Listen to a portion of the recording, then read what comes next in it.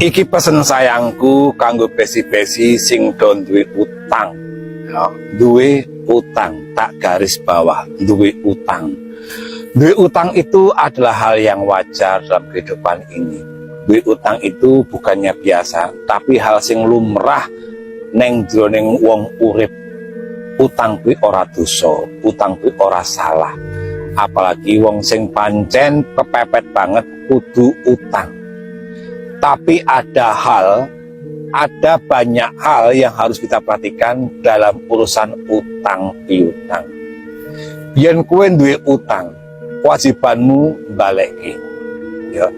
Kelingano awal mulane, awal bukane nalika awakmu meminta ataupun meminjam uang kepada temanmu, sedulurmu, koncomu, atau kepada siapapun, bahkan mungkin kepada bank. Tok eling-eling, ya, tok eling-eling tenan, piye atimu, piye rasamu ketika saat pertama kali lidahmu mengucapkan akad hutang itu.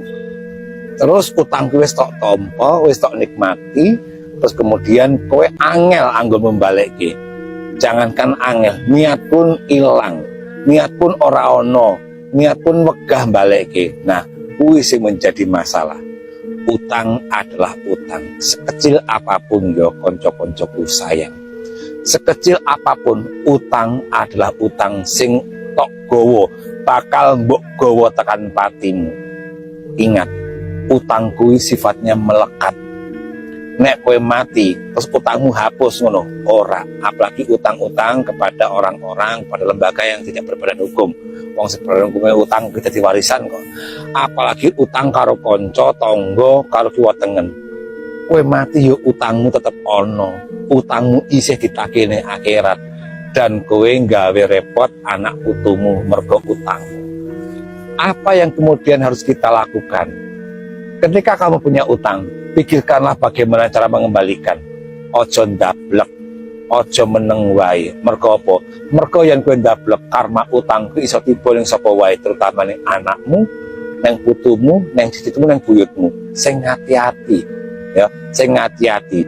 Sapa mangan barang sing elek, bakal ngunduh barang sing elek ugi. Nek kowe ndek utang, alangkah baiknya mulai saiki mbok pikirke carane balekne.